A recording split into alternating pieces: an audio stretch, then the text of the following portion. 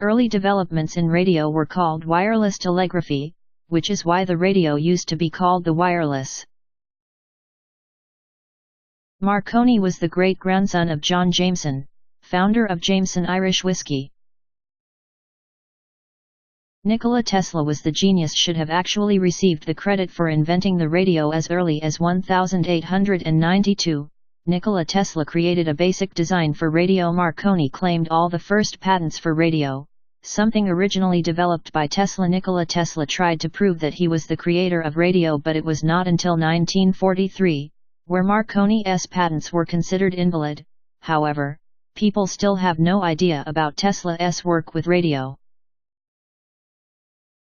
Most radio commercials are only 15 seconds long, yet it is considered one of the most effective ways to reach an audience. The first payola scandal rocked the radio world in the late 1950s and early 1960s. Unbelievably, record companies would pay DJs and radio stations large sums of money to air certain songs, which were presented as being part of a normal day's broadcast, in order to illegally increase sales. AM, amplitude modulation, was one of the first radio waves to be used for radio broadcasting. Its wavelength is about as long as a football field, and the antennas used to transmit them consumed up to 50,000 watts of power. KDKA of Pittsburgh, Pennsylvania was the world's first commercial radio station.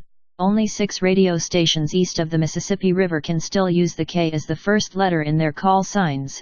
Every other station uses W. Canadian radio stations use the C as their first letter, and stations in Mexico use X.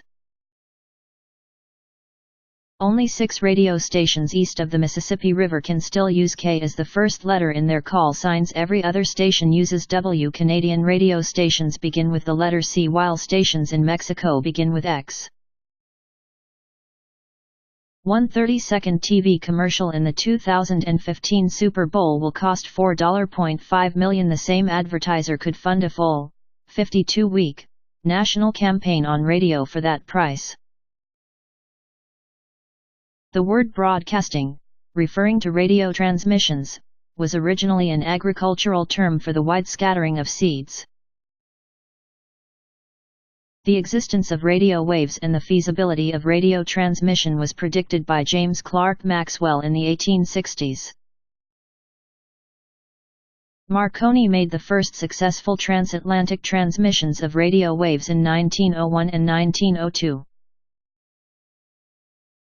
In 1903, Marconi enabled U.S. President Roosevelt to send a radio message to Edward VII. Before Marconi, others including Nikola Tesla, Oliver Lodge, and Heinrich Hertz had good claims to have invented radio transmission. In 1922, the UK government introduced a radio license costing 10 shillings. Officially, from 1922 to 1971 you could not listen to the radio in the UK without having a license. Marconi won a Nobel Prize for contributions to the development of wireless telegraphy in 1909.